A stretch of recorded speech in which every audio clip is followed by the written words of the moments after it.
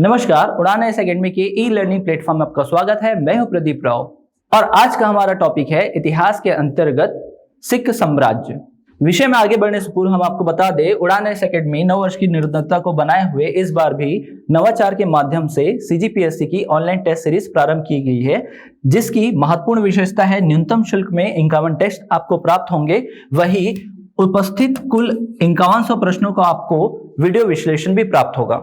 उड़ान S academy ने छात्र हित को ध्यान में रखते हुए कुछ प्रमुख विषयों के प्रमुख पुस्तकें प्रकाशित की है, जो आयोग द्वारा आयोजित विभिन्न एग्जामों या परीक्षाओं के लिए अति महत्वपूर्ण है, जो आपको नजदीकी बुक स्टोर में तथा साथ ही साथ आपको अकादमी में भी उपलब्ध मिलेगी।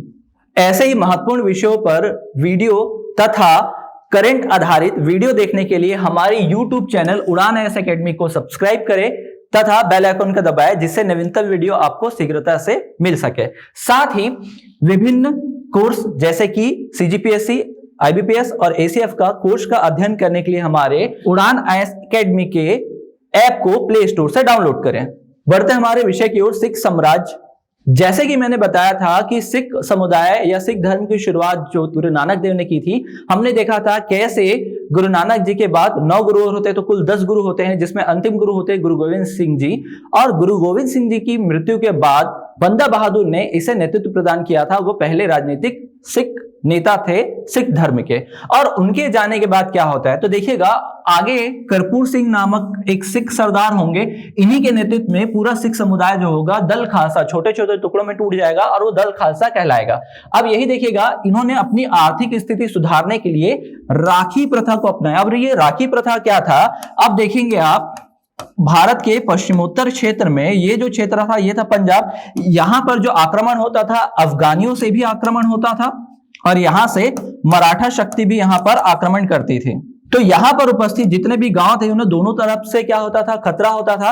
इन्हीं गांव से वो क्या करते थे, राखी प्रथा के द्वारा अपनी आर्थिक स्थिति सुधारते थे। जैसे कि वो प्रत्येक गांव से क्या करते थे, इनसे सुरक्षा प्रदान करने के लिए उनकी उपज का 1/5 हिस्सा ले लेते थे। तो इनसे ये क्या करते थे, अपनी आर्थिक स्थिति में सुधार करते थे। फिर बात करते हैं, होता है पानीपत का तीसरा युद्ध। यह युद्ध होता है 1761 में अफगान शासक अहमद शाह अब्दाली और पेशवाओं के बीच, या सीधा सीधा हम कहें मराठा, जहां पर मराठा बुरी तरीके से पराजित होते हैं। इसी पराजय का लाभ होता है सिखों को और उनमें नई शक्ति का, नई ऊर्जा का क्या होता है, संचार होता है और वो अपने आप को पुनः संगठित करने का कार्य करते हैं। अब यही वो समय रहेगा जब पूरे के पूरे सिख समुदाय अपने आप को 12 छोटे छोटे टुकड़ों में बांटेंगे और यही जो टुकड़े रहेंगे वो कहलाएंगे मिसल। तो यहां पर देखिएगा, भंगी मिसल, अलुवालिया मिसल, सुकरचकिया मिसल, कनिहा मिसल, नकाई मिसल, ये सबके सब पूरे के पूरे जो 12 मिसल है बहुत महत्वपूर्ण थे। इसमें से जो 5 मिसल के जो हमने नाम कहे हैं, ये सबसे ज्यादा शक्तिशाली थे। इसी 5 मिसल में जो सर्वाधिक शक्तिशाली रहेगा वो रहेगा सुकरचकिया, और इसी सुकरचकिया के जो शासक रहेंगे वो याद रखिएगा महासिंह रहेंगे। अब ये महासिंह जी की मृत्यु जो हो जाती है वो 1792 में हो जाएगी। इसके बाद देखिएगा रणजीत सिंह जी, जिन्हें कभी भी महासिंह अपना उत्तराधिकारी नहीं बनाना चाहते, लोगों की सहायता से क्या बन जाते हैं, शासक बन जाते हैं। अब आगे बढ़ते हैं, क्या होता है आगे हम बताएंगे कि रणजीत सिंह जी को क्यों वो शासक नहीं बनाना चाहते थे, वो हम आगे देखेंगे। तो यहां से हमारी कहानी शुरू होती है राजा रणजीत सिंह से, जो हमारे इस कहानी के, आज की कहानी के क्या है, नायक हैं। बात करते हैं रणजीत सिंह के बारे में, तो ये सिख साम्राज्य के सबसे प्रसिद्ध राजा थे। इन्हें शेर पंजाब की संज्ञा दी जाती थी। याद रखिएगा, महाराजा रणजीत सिंह जी ऐसे व्यक्ति थे जिन्होंने न केवल पंजाब को सशक्त सूबे में एकजुट किया, बल्कि अपने जीवित रहते इन्होंने कभी भी अंग्रेजों को अपने साम्राज्य के आसपास फटकने भी नहीं दिया। इन्होंने 1801 में महाराजा की उपाधि धारण की। तो याद रखिएगा, ये प्रश्न पूछा जाता है प्रारंभिक परीक्षा में कि महाराजा की उपाधि कब धारण की, तो ये इंपॉर्टेंट है यहाँ के लिए। फिर देखिएगा, ग्रहण कर क्या करते हैं, महाराजा की उपाधि ग्रहण की। अब देखिएगा, ये उपाधि भी इन्हें किन्होंने प्रदान की थी, तो गुरु नानक जी के वंशज द्वारा ये उपाधि इनको दी गई थी। और इन्होंने अपनी राजधानी बनाई किसे, लाहौर को, लेकिन इनकी जो धार्मिक राजधानी मानी जाती है वो अमृतसर मानी जाती है। आपको याद होगा, यही जो हरमिंदर साहब मंदिर होगा, गुरुद्वारा होगा, उसमें ये सोने की परत चढ़ाएंगे और उसके बाद से वो जो गुरुद्वारा होगा वो क्या कहलाएगा, स्वर्ण मंदिर कहलाएगा। अब देखिएगा, इन्हीं से प्रभावित होकर ब्रिटिश जो इतिहासकार होते हैं जिनका नाम है जेटी व्हीलर, इनका कहना था कि अगर ये एक पीढ़ी पहले अगर पैदा हुए होते तो इन्होंने पूरे हिंदुस्तान पर फतेह कर लिया होता। तो याद रखिएगा, ये कथन पूछा जाता है विभिन्न परीक्षाओं में, तो अति महत्वपूर्ण है। महाराजा रणजीत सिंह पढ़े लिखे नहीं थे। अब ये क्यों पढ़े लिखे नहीं थे? तो इनके पिता ने इनको कभी पढ़ाया लिखाया नहीं, बताएंगे क्यों। फिर देखिएगा, लेकिन इन्होंने अपने क्षेत्र में, अपने राज्य में शिक्षा और कला को बहुत ज्यादा क्या दिया, प्रोत्साहन दिया। इन्होंने पंजाब में कानून व्यवस्था कायम की और कभी भी किसी को सजाए मौत की सजा नहीं दी। अब यहां पर ध्यान दीजिएगा, न्याय प्रशासन के क्षेत्र में इन्होंने राजधानी अर्थात कहां, लाहौर में अदालत आला खोला, जहां उच्च अधिकारियों द्वारा विवादों का क्या कराया जाता था, निपटारा कराया जाता था। अब देखिएगा, इनके पिताजी इनको अपना उत्तराधिकारी क्यों नहीं मानते थे।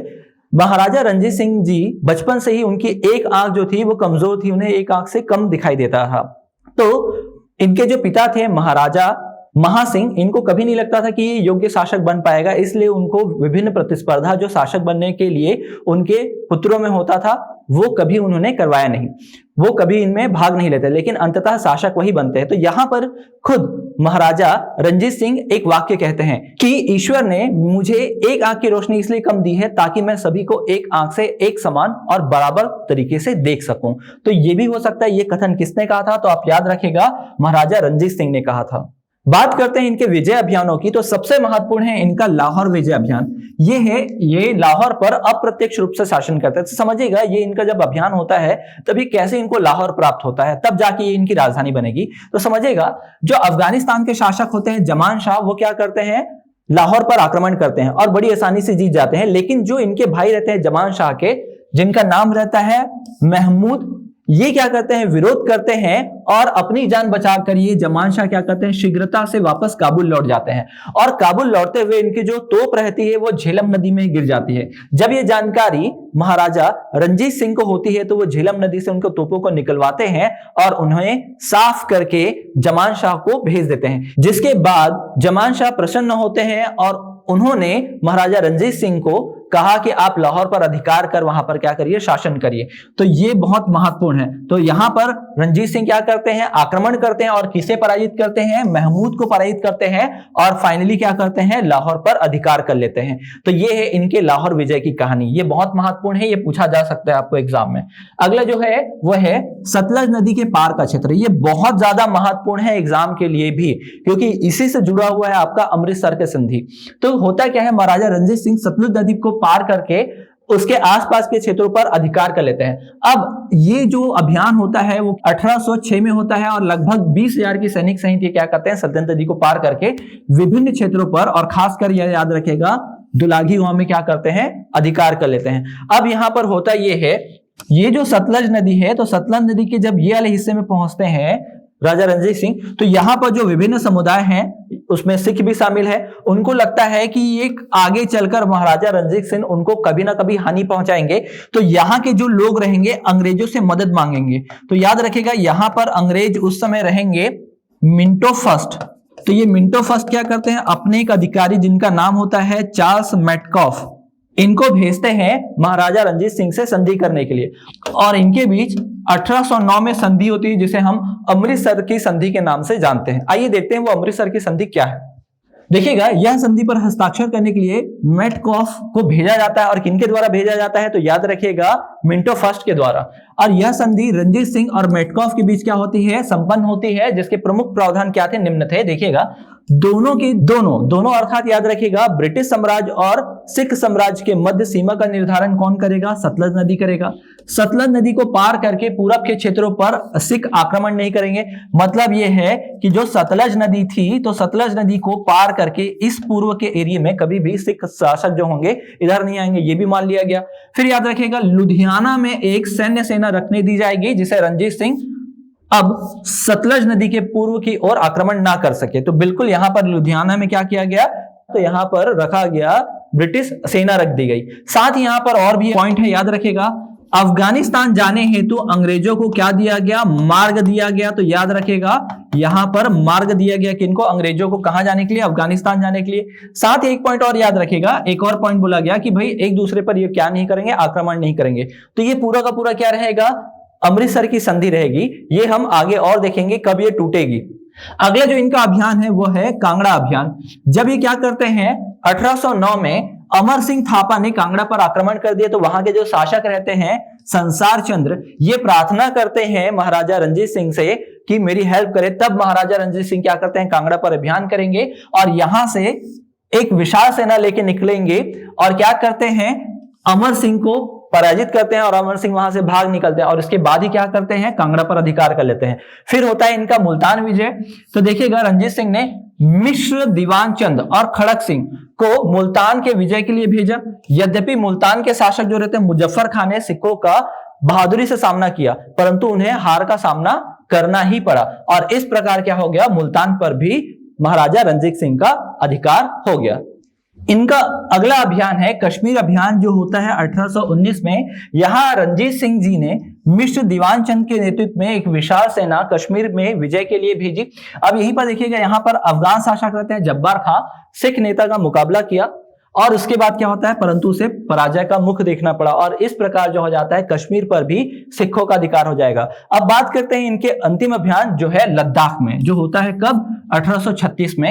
यहीं पर याद रखिएगा सेनापति रहेंगे, वो रहेंगे जोरावर सिंह। जोरावर सिंह क्या करते हैं, लद्दाख पर आक्रमण करते हैं और लद्दाखी सेना और इनके बीच क्या होता है, घमासान संघर्ष होता है और इसमें लद्दाख क्या हो जाता है, पराजित। और इस प्रकार क्या हो जाता है, लद्दाख पर अधिकार कर लेते हैं महाराजा रणजीत सिंह। तो इस प्रकार आप देख सकते हैं भारत के पश्चिमोत्तर क्षेत्र में बहुत बड़े साम्राज्य में फैला हुआ था सिख साम्राज्य, बहुत बड़े क्षेत्र में फैला हुआ था पूरा सिख साम्राज्य। तो देखिएगा इन्हीं अभियानों से प्रभावित होकर विक्टर जैकमांट ने इन्हें पंजाब का नेपोलियन कहा था। तो याद रखिएगा ये किसने कहा था पंजाब का नेपोलियन इन्हें, तो विक्टर जैकमांट। तो ये प्रश्न हो सकता है आपको एग्जाम में देखने को मिले। बढ़ते हैं आगे।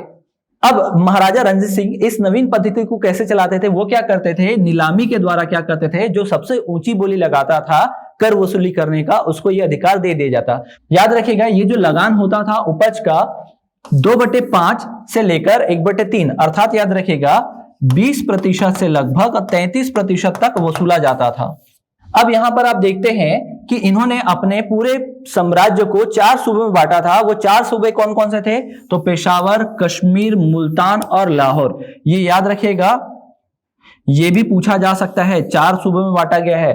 तो ये भी एक प्रश्न बन सकता है आपके प्रारंभिक परीक्षा में कि महाराजा रणजीत सिंह जी ने अपने पूरे साम्राज्य को कितने सूबे में बांटा था। वो 4 सूबे याद रखिए, पेशावर, कश्मीर, मुल्तान और लाहौर।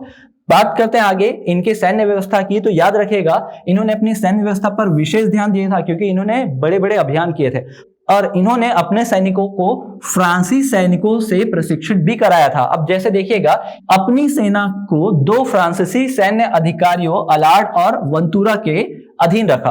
वंतूरा जो थे वो फौज खास की पदातिक मतलब पैदल सैनिक के प्रमुख हुआ करते थे और अलार्ड की बात करें तो वो घुड़सवारों के पक्ष में कार्यवाहक होते थे।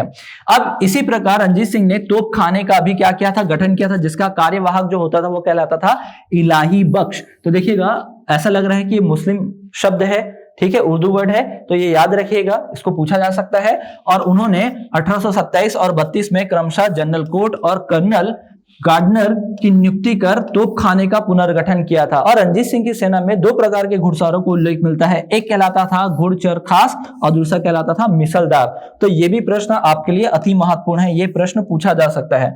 बढ़ते हैं आगे तो देखिएगा इनकी सेना में देखिएगा विभिन्न विदेशी अफसर कार्य करते थे, जिसमें फ्रांसीसी, जर्मन, अमेरिकी, यूनानी, रूसी, अंग्रेज, एंग्लो इंडियन और स्पेनिश आदि होते थे। और उन्हें क्या होता था, विभिन्न जो महत्व या उच्च जो पद होते थे उन्हें वो प्रदान करते थे। फिर उसके बाद देखिएगा रणजीत सिंह जी ने लाहौर और अमृतसर में क्या किया था, तो गोला बारूद बनाने की कई कारखाने लगवाए थे। इसके अतिरिक्त इन्होंने सेना को मासिक वेतन देना प्रारंभ किया, जिसे महादारी भी कहा जाता था। साथ ही याद रखिएगा इन्होंने अपने सेना के साज सज्जा पर विशेष ध्यान दिया था। साज सज्जा मतलब भूलिया प्रथा, जैसे कि हमने अलाउद्दीन खिलजी के बारे में पढ़ा था, मतलब याद रखिएगा वेशभूषा की मैं बात कर रहा हूं, तो वेशभूषा पर ये काफी ज्यादा ध्यान देते थे।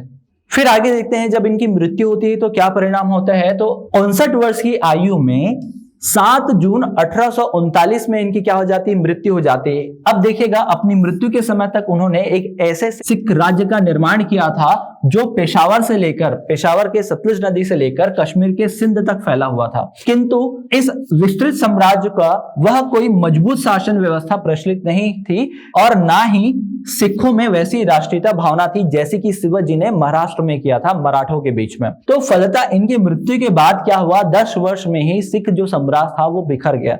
जैसे कि इनकी मृत्यु होती है 1839 में और 1849 में सिख साम्राज्य होता है, समाप्त हो जाता है और ये ब्रिटिश प्रांत का हिस्सा बन जाएगा। जब इनकी मृत्यु होती है तब क्या होता है, जो इनके महत्वपूर्ण अंग होते थे, जो विभिन्न मिशल थे, जैसे कि मैं बात करूं डोगरा, अतरवालिया, ये लोग जो थे इनके पुत्र, 4 पुत्र जो इनके थे उनमें से 3 पुत्रों को अपना अपना समर्थन देते हैं। जैसे देखिएगा, एक खड़क सिंह को समर्थन देता है, दूसरा नौनिहाल सिंह को और तीसरा शेर सिंह जी को। तो ये एक दूसरे में आपस में कोऑर्डिनेशन नहीं कर पाए, समन्वय स्थापित नहीं कर पाए। और बात करते हैं तो अब इसमें सेना का भी क्या बढ़ चुका था, हस्तक्षेप बढ़ चुका था। जो पंजाब सेना थी, सिख सेना थी, वो भी प्रशासन में भागीदारी बनना चाहती थी। अब इसके अलावा आप याद रखिएगा, अंग्रेज भी पहले से क्या ताक लगाए बैठे थे, ठीक दृष्टि से कि हम कब पंजाब पर या सिख पर अधिकार करेंगे। तो वो उत्कृष्ट समय का क्या करते थे, इंतजार कर रहे थे। अब यहां पर समझिएगा कि इसी स्थिति का फायदा उठाकर 1843 में, याद रखिए सिंध जो था पंजाब का हिस्सा था, तो यहां पर एलिनबरो के समय चार्ल्स नेपियर ने सिंध को ब्रिटिश प्रांत का हिस्सा, तो ये जो अराजकता अभी फैली हुई थी, इसी का फायदा उठाकर एलिनबरो ने चार्ल्स नेपियर के नेतृत्व में एक अभियान कराया और इस अभियान के द्वारा सिंध को ब्रिटिश साम्राज्य का हिस्सा बना लिया। तो ये प्रश्न कई बार पूछा जाता है, तो याद रखिए ये हुआ क्या था, 1843 में हुआ था। किनके समय, तो एलिनबरो के समय। कौन जाता है अभियान करने, तो चार्ल्स नेपियर जाता है। तो यहां पर याद रखिएगा, अब जब ये इनका अधिकार हो चला है सिंध पर, तो इनकी महत्वाकांक्षा के अनुसार यह था कि अब हम पूरे के पूरे सिख साम्राज्य पर अधिकार कर सकते हैं। तो यहीं पर क्या होता है, जो सतलज नदी, याद होगा आपको 1809 में कौन सी संधि हुई रहती है, अमृतसर की संधि। तो इसी अमृतसर की संधि को तोड़ने के लिए अंग्रेजों ने क्या किया, सतलज नदी के एक ओर ब्रिटिश सेना को तैनात कर दिया। तो सतलज नदी के किनारे ब्रिटिश सेना को देखकर सिख व्याकुल होने के पश्चात इन्होंने क्या किया, एक निशान वाली मिसाइल के सिखों ने अंग्रेजों पर आक्रमण कर दिया, हमला कर दिया। तो यहां पर क्या हुआ, जो 1809 में अमृतसर की संधि थी वो टूट गई, जिसका परिणाम क्या हुआ, आंग्ल सिख युद्ध प्रारंभ हुआ। तो अब देखते हैं प्रथम आंग्ल सिख युद्ध जो होता है कब, 1845 से 46 में। यहां पर देखिए कारण क्या है, रानी जिंदन की महत्वाकांक्षा। यूं तो महाराजा रणजीत सिंह के 4 पुत्र थे, जिसके हमने नाम देखे, खड़क सिंह, नौनिहाल सिंह, शेर सिंह, और जो सबसे छोटा पुत्र होता है वो होता है दिलीप सिंह। तो दिलीप सिंह अभी वयस्क नहीं हुआ है, तो ये रानी जिंदन क्या करती है, उनको शासक घोषित कर देते हैं और उनकी संरक्षिका के रूप में खुद शासन चलाना चाहते हैं। साथ ही देखिएगा सिख सेनापति 2 रहेंगे, लाल सिंह और तेजपाल सिंह। प्रथम युद्ध में कुल 4 युद्ध लड़ेंगे ये लोग, जो होगा कहां कहां, तो देखिएगा मुदकी, फिरोज शाह, बुद्धवाल और होगा अलीवार। तो देखिएगा फिरोज शाह जो क्षेत्र में लड़ाई होगी वहां पर अंग्रेज पराजित होंगे, परंतु जो अंतिम युद्ध होगा अलीवार युद्ध, वो निर्णायक सिद्ध होगी और वहां सिख हार जाएंगे। जब सिख हार जाते हैं तो उसमें देखिएगा हार का मूल कारण याद रखिएगा, जो सिख नेता रहेंगे लाल सिंह और तेजपाल, इनका विश्वासघात करना था। तो जब सिख हार गए तब होता है यहां पर लाहौर की संधि। तो याद रखिएगा प्रथम आंग्ल सिख युद्ध में कौन सा संधि होता है, तो लाहौर की संधि होती है। तो लाहौर की संधि में क्या क्या प्रावधान होता है वो देखते हैं। अब देखिएगा पहले आंग्ल सिख युद्ध को रोकने के लिए हुआ कौन सा, लाहौर की संधि। अब यहां पर लाहौर की संधि में पहला प्रावधान किया गया कि महाराजा किसको बनाया जाएगा, दिलीप सिंह को, जो अल्पवयस्क हैं, और उनकी संरक्षिका के रूप में रानी जिंदन को नियुक्त किया जाएगा। लाल सिंह को क्या बनाया जाएगा, वजीर बनाया जाएगा। पूरा कर्ता धर्ता कौन होंगे, वजीर, क्योंकि इन्होंने अंग्रेजों का सहयोग किया था युद्ध के दौरान। और सतलज पार के सभी क्षेत्र अंग्रेजों को दे दिए जाएंगे, सिख कभी उस पर अपना अधिकार नहीं जताएंगे। इसी दौरान क्या हुआ कि अंग्रेजों ने 1.5 करोड़ रुपए का जुर्माना लगाया, किस पर, सिखों पर या लाहौर दरबार पे। अब यहां पर याद रखिएगा 50 लाख रुपए कैश ये किनको दिया जाएगा, अंग्रेजों को दिया जाएगा सिखों की ओर से, लेकिन 1 करोड़ रुपए के बदले में सिखों ने क्या दे दिया, इन्हें कश्मीर दे दिया। तो कश्मीर दे दिया गया अंग्रेजों को। तो अंग्रेज क्या करेंगे कश्मीर का, कुछ नहीं। तो यहां पर ये क्या करेंगे, गुलाब सिंह को 1 करोड़ के बदले में कश्मीर दे देंगे। तो इतना याद रखिएगा, बहुत महत्वपूर्ण है। फिर लाहौर में एक रेजिडेंट नियुक्त किया गया, अंग्रेजी रेजिडेंट, जिसका नाम होगा हेनरी लॉरेंस। और ये वही व्यक्ति है जो 1857 की क्रांति की एक भी चिंगारी पंजाब में नहीं पड़ने देता। तो ये एक योग्य शासक था, अधिकारी था, जिसने 1857 की क्रांति की परछाई पंजाब में नहीं पहुंचने दी। अब देखिएगा सिखों ने पुनः विद्रोह प्रारंभ किया। क्यों विरोध प्रारंभ किया? तो ध्यान दीजिएगा, सिखों के जो दुश्मन थे वो कौन थे? गुलाब सिंह थे। जब इनको कश्मीर दे दिया गया तो ये बिल्कुल नहीं चाहते थे उनको मिले, तो यहां पर याद रखिएगा लाल सिंह जिन्हें वजीर बनाया गया है, उनके ही नेतृत्व में फिर से विद्रोह कर दिया गया। अब विद्रोह का दमन फिर से कौन करेंगे? अंग्रेज करेंगे। और अंग्रेजों ने विद्रोह का दमन कर दिलीप सिंह से क्या कर ली? भैरवल की संधि कर ली। तो यहां पर यह भी महत्वपूर्ण है कि याद रखिए पहले युद्ध के दौरान ही है, तो पहले युद्ध में पहला संधि कौन सा हुआ? कौन सा? लाहौर की संधि। और दूसरा होता है भैरवल की संधि, जिसके प्रमुख प्रावधान क्या है? देखिएगा, रानी जिंदल जो है संरक्षिता क्या कर दिया गया? समाप्त कर दिया गया। और उन्हें 1.5 लाख रुपए में पेंशन में कहां भेज दिया गया? शेखपुरा भेज दिया गया। और उसके बाद 8 सिख सरदारों का एक परिषद बनाया गया, और यहां पर अंग्रेजी रेजिडेंट कौन होंगे? लॉरेंस की अध्यक्षता में बना, और ये पूरा का पूरा पंजाब का सिखों का साम्राज्य में शासन चलाएंगे। और लाहौर में स्थायी तौर पर अंग्रेजी फौज को रखना अनिवार्य किया गया। अब याद रखिएगा ये पूरा जो कार्य हो रहा है, प्रथम आंग्ल सिख युद्ध, तो याद रखिएगा इस समय जो भारत के गवर्नर जनरल थे वो कौन थे? तो सर हेनरी हार्डिंग्स थे। तो ये हार्डिंग फर्स्ट है, याद रखिएगा ना, जिनका कार्य समय जो होता है 1844 से 48 तक होता है। तो ये बहुत महत्वपूर्ण है, ये भी प्रश्न पूछा जा सकता है कि लाहौर और भैरवल की संधि होते समय ब्रिटिश गवर्नर जनरल कौन था? तो ये एक प्रश्न यहां से बन सकता है। अब बात करते हैं द्वितीय आंग्ल सिख युद्ध की। तो यहां पर देखिए कारण रानी जिंदल का अंग्रेजों के द्वारा बुरा व्यवहार। क्या होता है कि उनको पहले 1.5 लाख का क्या दिया जाता है? पेंशन दिया जाता है, लेकिन उसको घटाकर अब क्या कर दिया जाएगा? केवल 48,000 कर दिया जाएगा। ठीक, तो यहां पर जितने भी सिख जो नेता होते हैं वो मानते हैं कि ये रानी जिंदल का क्या है? अपमान है। वो फिर से संगठित होते हैं और क्या करते हैं? विरोध प्रदर्शन करते हैं ब्रिटिश सरकार के खिलाफ और युद्ध लड़ना चालू करते हैं। इसी दौरान देखिएगा 3 युद्ध लड़े जाते हैं, रामनगर का युद्ध, चिलियावाला का युद्ध और गुजरात नगर का युद्ध। यहीं पर चिलियावाला के युद्ध में अंग्रेजों को क्षति हुई, एकदम पराजित नहीं हुए। अब बाकी 2 युद्ध में क्या हुआ? सिख हार गए और उन्हें क्या करना पड़ा? समर्पण करना पड़ा। तो यहां पर याद रखिएगा ये जो गुजरात नगर का युद्ध है, इसे ही चार्ल्स नेपियर जो अभी हमने बताया था सिंध विलय में सहयोग करते हैं, तो चार्ल्स नेपियर ने गुजरात नगर के युद्ध को तोपों का युद्ध की संज्ञा दी। यहां पर बहुत ज्यादा मात्रा में तोपों का प्रयोग किया गया है। तो देखिएगा अंततः गुजरात के युद्ध में सिख पराजित हुए और डलहौजी द्वारा क्या कर दिया जाएगा? 1848 में सिख साम्राज्य को ब्रिटिश के अधीन मिला लिया जाएगा। तो इस प्रकार देखते हैं सिख साम्राज्य जो है पूरा का पूरा अब किसका हिस्सा बन चुका है? ब्रिटिश का। ब्रिटिश भारत में उसे शामिल कर लिया गया है और एक बाद में एक प्रांत के रूप में जाना जाएगा। फिर देखिएगा आगे अब और देखते हैं, तो महाराजा दिलीप सिंह को कहां शिक्षा प्राप्त करने के लिए? लंदन भेज दिया जाएगा। बाद में वो ईसाई धर्म स्वीकार करेंगे, वापस आएंगे और यहीं पर याद रखा गया इसी दौरान जो कोहिनूर हीरा रंजीत सिंह के पास रहेगा वो अब उनके उत्तराधिकारी दिलीप सिंह जी के पास आ गया और ये हीरा कहां पहुंच जाएगा? ब्रिटिशों के हाथ में और रानी के ताज तक। साथ ही याद रखिएगा रानी जिंदल भी कहा जाती है इंग्लैंड और वहीं पर उनकी मृत्यु हो जाती है। तो दूसरा जो आंग्ल सिख युद्ध था वो जो समय था वो कौन थे उस समय? गवर्नर जनरल तो लॉर्ड डलहौजी थे। इतना याद रखना है आपको। तो इस क्लास में हमने पूरा का पूरा कवर किया आपका सिख साम्राज्य के बारे में। मिलते हैं अगले महत्वपूर्ण वीडियो में, तब तक के लिए धन्यवाद।